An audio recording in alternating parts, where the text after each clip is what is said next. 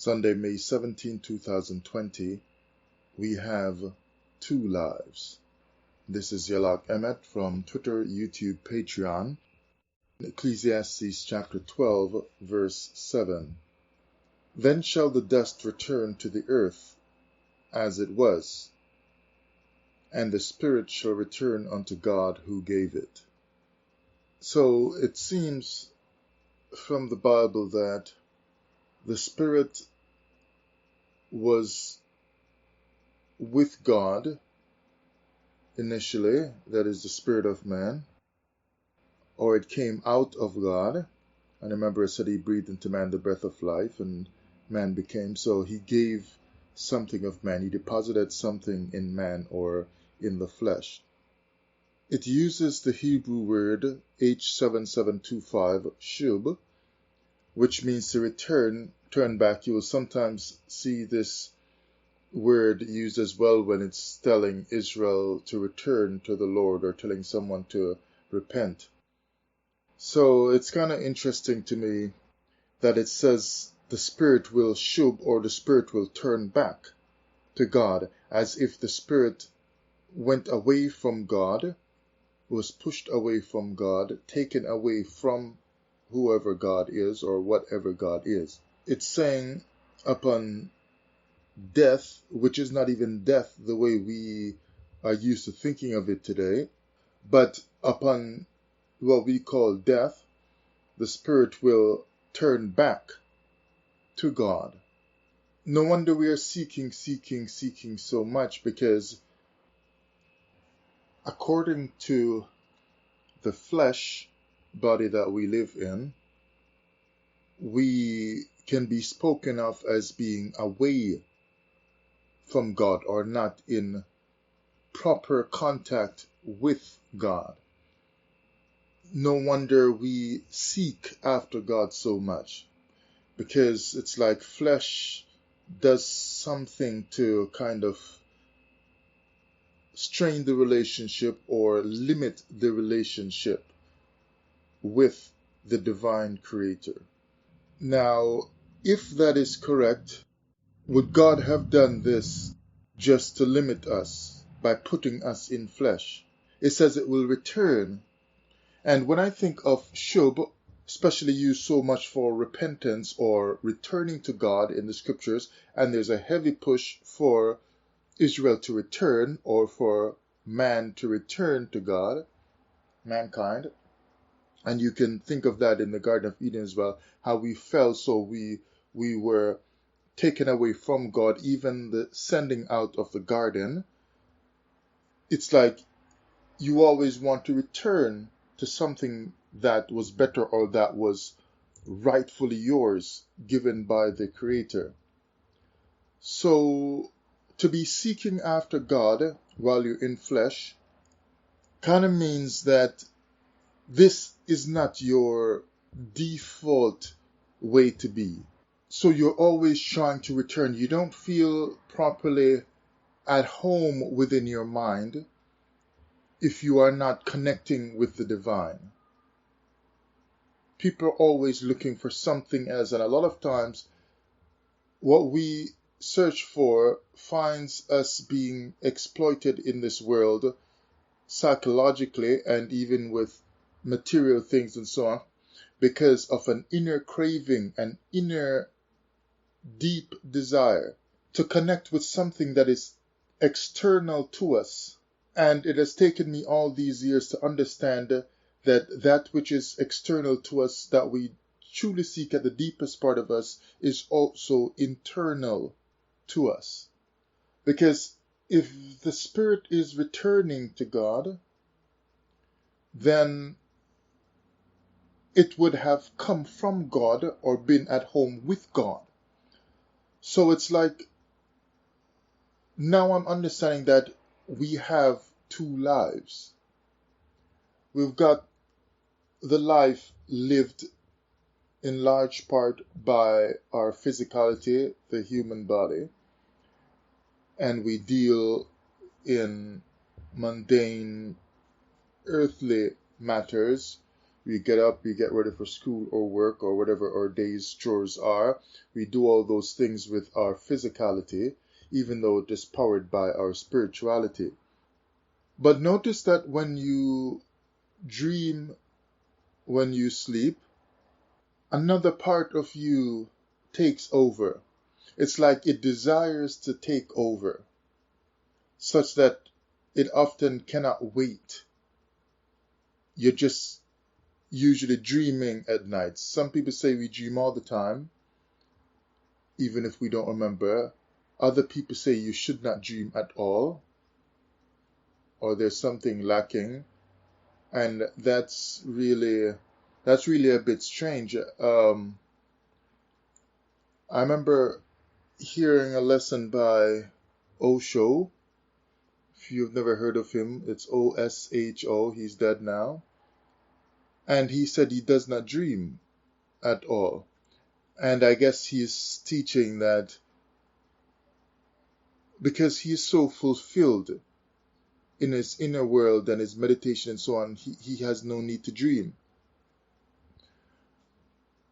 Interesting the way he puts it, but I wonder, how can you find all fulfillment while you live in this body on earth? So did he arrive at ultimate satisfaction in this life? Because I would think that ultimate satisfaction, as it is felt in this life, would still be limited by the physicality of this body or this world, what the senses can. Especially when we understand that many people have shown that we have more than 5 senses and so on. So it's like if you have not been able to express yourself some more, and we know that he had even some political issues and so on going on with America and whatever, as well as him needing physical resources which he built up over the course of his life and so on. So to have all these needs and these different situations going on with life and so on, and a desire to express himself in his teachings more clearly and more in a more powerful manner, so that the people he is reaching or teaching can really get the message, and so he can help them in their journey as well. It seems to me that there was more that he could have gotten himself, and he's a powerful teacher, so I'm not putting him down. But the satisfaction would seem to be in large part limited on earth. So even after you satisfy an appetite, you're still going to be needing more. So there's just something a little bit odd about satisfaction. And even in the spirit world, you are sometimes doing the same things over and over when you dream, or when you are awake and you have desire towards spiritual things. Now, if you have 2 lives, and one part of it is the part of you that dreams in your mental or spiritual world of finding more of God, finding more power in this life and so on. Nobody can see those things. It just comes to you as feelings and thoughts that you have. And you go on this search inside of you. And you can be searching through all kinds of territories in your mind, and someone is sitting beside you and they do not know you are doing that kind of searching. You have another life. You can get up to go and sweep the floor, or get up to go and drive in your car, but you are doing that in this world according to your physicality, but in your spirituality you are someplace else in the cosmos. Because it's like the spirit seeks to return, to get out of the confines of this physical experience, or this physical body, I should say, because it seems the spirit body still wants to have experiences in the physical world, we say that again, it seems the spirit body still wants to have experiences in the physical world. Because when you have desire, strong spiritual thoughts, or when you are sleeping and you dream, your dreams are usually operating in what is clearly the physical world or the counterpart of the physical world, but it looks just like the physical world. So it seems though that we do have two lives. One life, according to our physicality, is more repressed, it is more structured, and has a lot of limitations. In the spirit world, when we dream, meaning you're thinking and so on, or you're sleeping and you dream, that limitation is lifted, it goes away. And the spirit, in a sense, returns unto God. It returns unto God, or it returns unto Godness. So that in the spirit, you are always aware of your Godness and you can do more powerful things with greater abilities than you have in your physical body when you are not dreaming. It's interesting to note that when you are in that dream world, you're sleeping and you're dreaming, you can express the power that you desire to have in your normal waking life, and might even express power you did not conceptualize or think of when you were awake.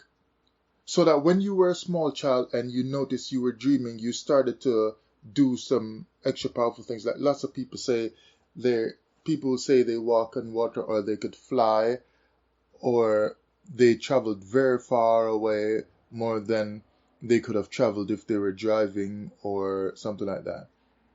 Or they just appeared in a different part of the world, things like that.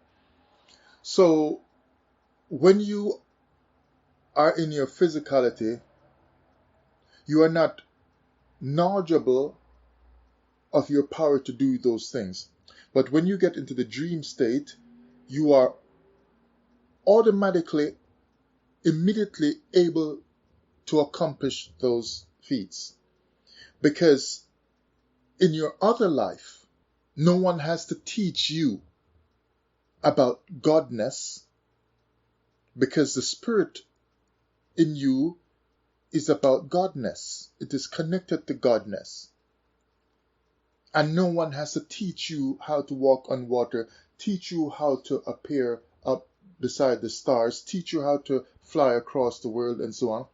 No one has to teach you a course first, because before you can figure out something, and when you wake up you realize you got the answer because you figured it out in your dreams. Whereas to figure some things out in the regular waking world, you would have to probably go to college for 4 years before you can understand how to do certain things. But in your dream world, you can just have that eureka moment and you figure it out, and when you wake up you just write it down. So in the spirit world, you can bypass 4 years of college and just get the answer just like that. So the spirit returns, it shall return unto Godness, because it is trying to tell you that the spirit will return unto its full power or capabilities. And it's always seeking to express that in your dream state. So what I understand from this, that the Torah is telling me, is that Godness is already with you, it is already in you. And something has happened on earth to deny us that knowledge, to prevent us from being aware of that. But when you dream, you can become instantly aware, for example, that you can fly, and you just do it. No one has to teach you in your dreams when you are in your other life, in that so-called spirit body. You do not go take a flying class the way someone takes a scuba diving class, or take lessons on how to jump out of an airplane with a parachute. You just instantly are able to fly, for example. because the spirit has another life and it knows already how to do that. Since it did not learn that, where did it get the knowledge from? To me, it's simple. It always had it. That's why it says the spirit shall return unto godness, or unto God. It always had it. Just like in the Bible, no one would have to teach God. It says like, whoever was his counselor and taught him. So he already has the abilities to do all the stuff. He already knew how to create a world, a moon, a sun, and so on. It's just that way when you are in the spirit world, you already know how to do all kinds of things. Although I'm not denying that there are difficulties that you experience in your dream as well. Like you can be running from someone who's chasing you and you act like you do not have the power. In another dream, you have all kinds of power to do all kinds of incredible things. But that's different stuff that I'm talking about here. I'm just talking about us having that power, that capability in the spirit world. So it shall return unto godness, from Ecclesiastes 12:7. Read it for yourself, consider it. It shall return unto God who gave it. It shall return unto godness. Now, this is Yalak's study notes, Torah commentary. So in my commentary, I would write it this way. It shall return unto godness, to become itself once again, or to realize itself once again. The spirit, it shall return unto godness, or unto God, to become what it always is. And so we see in our world, that something is dumbing us down, limiting us, the fluoride, the heavy metals in the water and so on, the lead in the water. To the lead, one of the purposes for the lead is to kind of poison your body in a way where you do not have that original, you are farther removed from that original vibration and senses that we could have when Earth was so-called new. Remember, Superman could not even see through lead because lead would interfere with the light waves or whatever you call them, right? So he could not penetrate that. So it is your vibrations then are limited by the lead in the water that you drink and the lead that's placed in the food as well as the other stuff that they're putting in it. So someone is attacking the human body for thousands of years. They didn't just start this because America came up and called itself America and they took over Germany, killed Hitler or whatever they did to him, and they took his scientists and so on, and now they're doing all these things. This has been happening for thousands of years, where someone is limiting the human body so that it cannot realize its full potential. But you keep living that in the spirit world because the spirit is not going to be affected by the lead and the other stuff they put in the foods and so on. It's not going to get affected by whatever waves are out there broadcasting and so on. So you continue to experience the stuff in the spirit world because it yearns, it longs for that perfection. And you see, for me, just on the spur of the moment, with perfection, I didn't think this before I started the recording, but on the spur of the moment, I would think that the perfection that is spoken of in the Bible, from Old to New Testament, is not the perfection of living right with God and keeping all the laws and not sinning and so on, but the perfection is to have the so-called proper union of spirit and the body, of spirit and flesh, or finding a way to merge the spirit life and the flesh life so that they complement each other, they work together, because in the spirit you have the spiritual experiences when you dream, but you are dreaming about a physical world. You're dreaming about living in a physical world. I dreamt one time a couple of years ago, I was in a very busy place. I don't know what city this was, but I was just in this very busy place, and somehow some people started chasing me. I didn't do anything to these people. I didn't even know them. I didn't stop to ask them, why are you chasing me? They started chasing me. I could identify, um, of course, before the chase got heavy. And so I started to try to escape them. They came after me more, so I started running. And it was a big chase all over the city. Like when I say all over, like I don't know anybody who could run all over a city repeatedly. But I had the strength to do it. The funny thing is they had the strength as well to do it. I wasn't getting tired. They weren't getting tired. How did I escape them? In addition to the spiritual power that I had in that other life to run repeatedly throughout the city, and I say repeatedly because sometimes I would stop trying to figure out where else to run to, or trying to figure out how far behind I let them go, because I was able to make a lot of progress, but they still eventually found me. How I was able to escape them? I shifted to doing something else that I could not do in the physical life that I have, and you can't do it either, none of us can. I ran under the ground.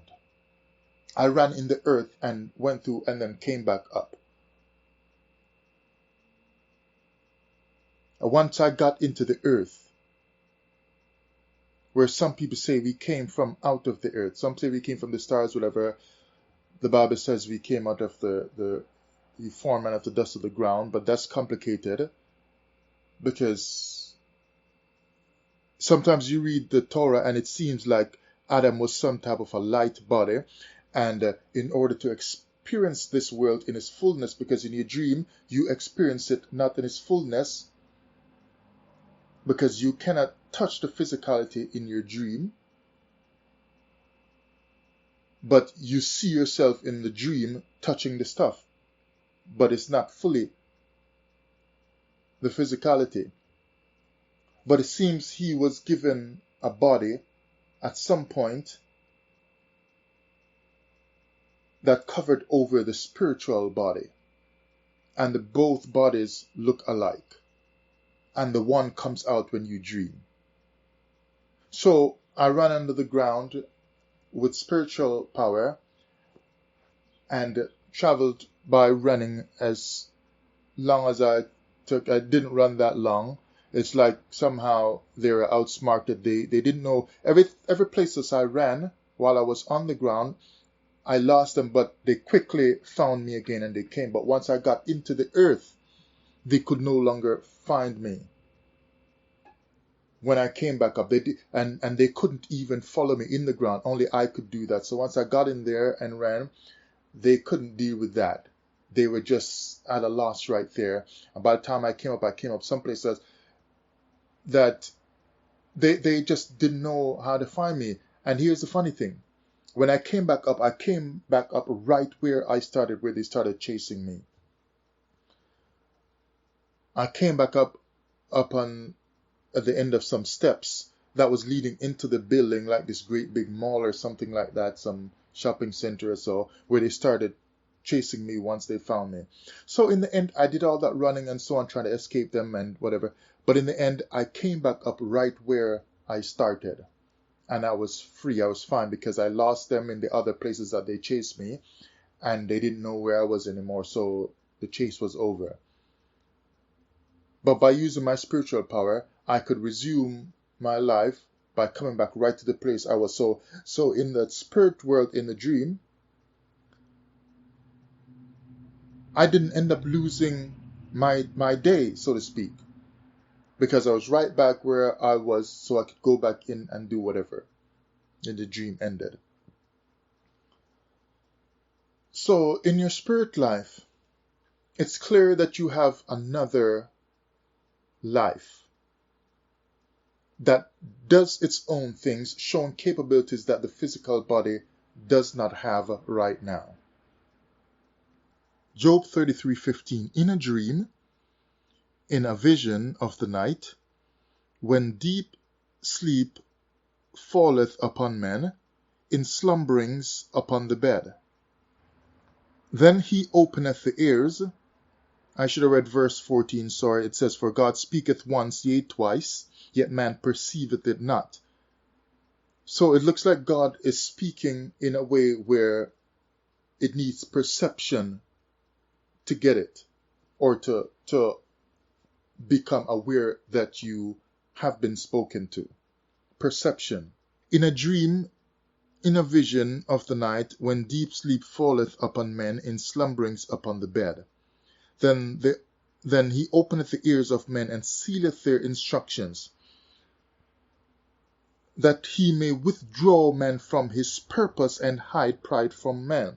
So man would have a purpose that he normally functions with, but God is trying to withdraw man from his purpose. So we get so busy having a 9 to 5 that we spent all kinds of money from in student loans we got to pay back and so on to go about our purpose. But he withdraws man from his purpose.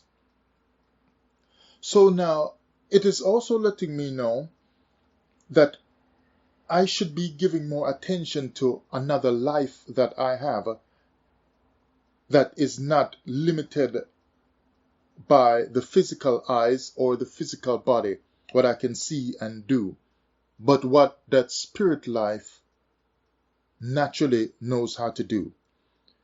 Because in the physical world, we go by the regular purpose that we have and that we've been taught to. When you grow up, what are you going to be, and so on and blah, blah, blah. And you spend all that time trying to suck in all this external knowledge, but we do not give enough attention to internal knowledge or to becoming aware or tapping into perception. Because it says here, in a dream, in a vision of the night. Now, right away, it comes out to me that if someone is sleeping, you usually do not, unless you're trying to wake them up for some reason, or they're sleeping and carrying on in their dreams, and you're like, hey, you're having a nightmare or something. But normally, if you just want to have some regular conversation, you don't you don't speak to the person while they're sleeping, you wait till they wake up. But what it's saying here is that the divine speaks to us when we seem to be out of our regular waking world. It speaks when we are dreaming, when we are having visions. It speaks to us because we are better able to understand God when we are not using the regular faculties of mind that we rely on for moving in the world, operating in the world on a day-to-day basis. We need to see, to walk, to go over there. We'll pick up something with our physical hands and use our motions, the abilities of our bodies, and so on. We'll use our physical ears to hear what the other person is saying before our brain can interpret, understand what is being communicated and so on, spoken by the other person, and then we'll come up with an answer and speak it out with our physical mouth. So, according to our physicality, people usually communicate with us and we communicate back to them. They speak to us because they know our ears can hear and we are awake and so on. But God bypasses those physical senses and physical abilities, and he speaks in a dream when you can't use all those capabilities and senses properly, and he speaks in a vision when you are sleeping in the night time. So he speaks in darkness so that his light can come in dark times. You see what I'm saying? So he does things fully backwards to how we would communicate and approach people. You want to talk to somebody, it's very late at night, you're not going to just drive to their house at 2 a.m. and talk to them normally. You're going to wait till you see them tomorrow or call them in the morning. But he comes in the night time, a time of darkness, and you are thinking that darkness is a curse, but he comes in the darkness to give the light of his knowledge or of his communication when deep sleep is upon man. So he is giving his perception. He speaks once, even twice, and man does not perceive it. That's why he then comes in a dream, in a vision, because you are so used to using the regular external ability of the senses to move through your life. Like I say, to smell, to eat, and so on, and to pick up things with your hands and to test things with your touch and so on. But he bypasses all of that to speak to you in a different kind of way, which is why now I have another problem with the complete authority of what is Torah, or the Word of God, that is a physical word given by Jesus in his Beatitudes, or given by Jehovah Yahweh to Moses on Mount Sinai.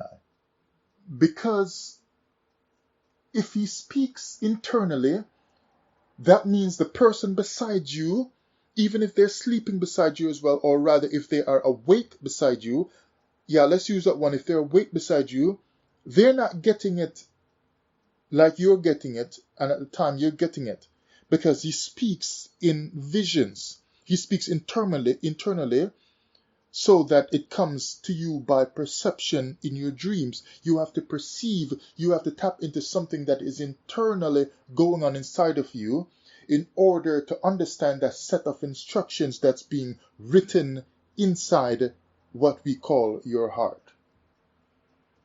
So instead of that internal writing by divine visitation internally, we get an external display of a writing upon physical tablets of stone on Mount Sinai, or Jesus sitting teaching people the Beatitudes where everybody can hear the same thing at the same time, and where Jesus himself would be the main interpreter of what he is communicating.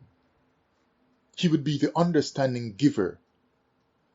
So there's a limitation there, because the perception spoken of in the Torah is trying to tell you that the real God would be putting something inside of you that only you can tell by perception, because it is the recipient that has to perceive the thing, and everybody is going to perceive stuff based on how they are.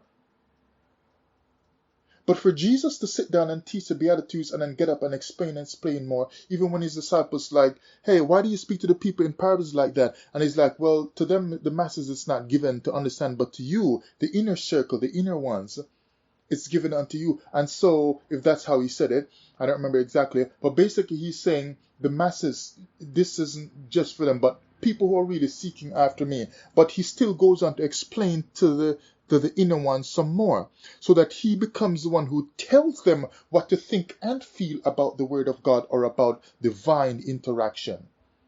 The same with the tablets of stone with the commandments given at Sinai. What is written is what you will receive, because God said this, or God communicate this. We're rolling it out, and everybody has to live by this and think like this. Is that a one world government, or a one world thinking, or a one world religious kind of approach? But the perception that should come on the inside leaves it to everyone to understand what is going on inside of them, that the divine has communicated, and they can perceive it that way.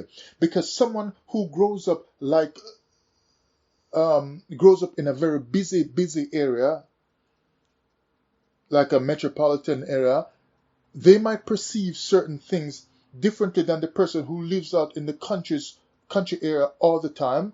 And those people might still perceive it a little different than the people who live not simply in a regular country area, but in another area on the earth where there are even less people, like in a wilderness area or a forest, where you are surrounded by more of the forces of nature and the trees and more animals and so on, and even less people, like in a forest area. So the divine is going to be perceived, divine communication will be perceived in a different way by different people. People who have certain deficiencies or certain lacks in their life, meaning they're lacking different things in their life, whether it's biological lack in their health, or certain chemicals too abundant or too little in certain parts of their body and so on, or they have some financial lack or something else, or didn't grow up with a parent, or so on and so forth. Those people will perceive things different than some other people who had different conditions. So to say you are rolling out a book, a law, a story, a writing externally that people have to all go by, does not fit the description that the same book is saying, that you should perceive it for yourself. I made that lesson a long time ago called "The Bible is Anti-Bible," because the book itself is laced with a lot of truth, but also with a lot of misunderstandings to lead you the wrong way. If someone is getting something from God at Sinai or from Jesus, one of the people who heard him give the Beatitudes, and then 2,000 years later they're still teaching about the Beatitudes, they're obviously going to teach it in a way, when they start to break it down, based on their perception or their understanding, I should say, of what was communicated that they read in the book. But notice that all the people on the earth who are going just by what is written in a book in their search for God is having, for the most part, not that there's no internal thing going on, but for the most part, an external search for God, or an external search for the godness that is connected in the other life that they have. So if you have two lives, two bodies, the physical and the spiritual, one comes out when you dream and so on, and when you think in a certain way and so on. But let's use mainly the dream part here. So you have two lives. How can someone write a book and tell you that your other life should go according to this physical book and the words on these physical pages? It just does not make enough sense. But rather it seeks to limit your divine expression, or you connecting with your godness, which itself is trying to connect with the God who made you, because the spirit shall return unto God who gave it. So all those external searchings, and you buy another book and another commentary and another lexicon and so on, all those things give you knowledge that you come upon from external sources because someone wrote the book for you. No matter how much you like that author and you like their expressions, it is an external source that seeks to prevent you from returning unto God who gave it, or unto your godness that you are a part of because you came out of. Because Ecclesiastes 12 verse 7 again says, the spirit shall return unto God who gave it, means it will return to its base. It will become, once again, in its experiences, part of the base, connected to the source, the main divinity, might I say. So how does one get this connection to become normalized in your mind, seeing it is normalized when you already sleep, which means you are not denied this in your sleep, in your other life. It's just in this physical life, when you wake up, you are denied it. It calls then for more inner searching. That's why the Bible uses the word meditate, and you hear all these Eastern teachings about meditation, and so on. They're trying to tell you something. And to be honest, when I look at it, the ancients of our people, they did a ton load of meditating.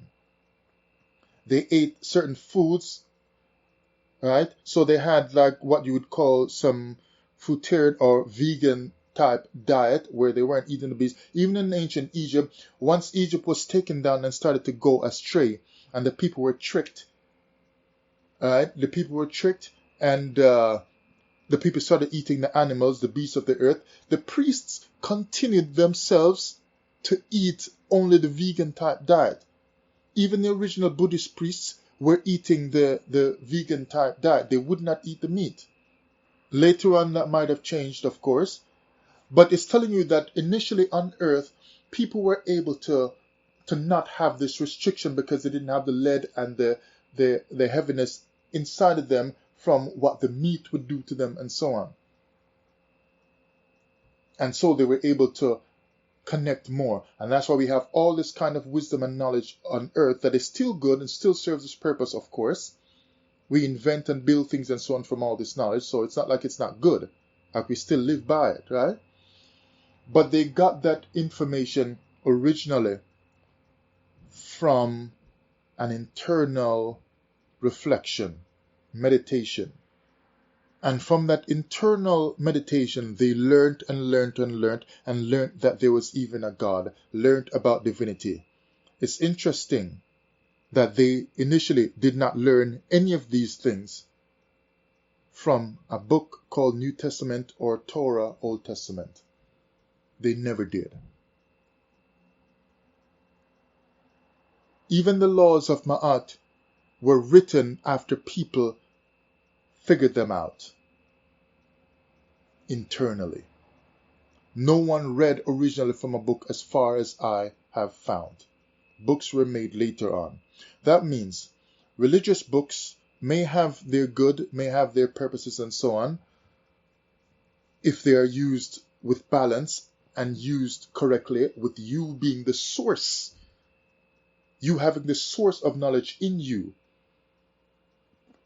then you may use what is written to explore further, and as well as finding out what other people think on earth and so on. But that which is written on an external piece of paper cannot be the master of what you are.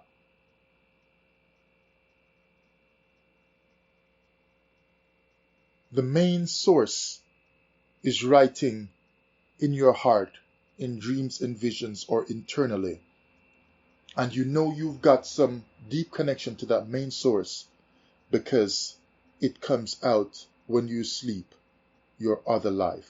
You have two lives, and for far too long we have given so much attention to the physical world, and we're still giving attention to it with all these vaccines and wars and fightings and oppressions and slavery and so on. And we are filled with so much fear, and that's one of the reasons why we cannot die down our fear a little bit more each day, because we're giving so much external attention to these things that are happening, because they have got us in the place where we'll just focus on the external stuff all the time, the news and whatever. And a lot of these news people are liars, and some of them are just often they're controlled and so on and just want to keep their job, so they continue to tell the lies. But you cannot come to the place inside of you that was there before anything was written on paper. You've got another life. Pay attention to it. Yalak Emet, Yalak Study Notes, Torah Commentary, Twitter, YouTube, Patreon.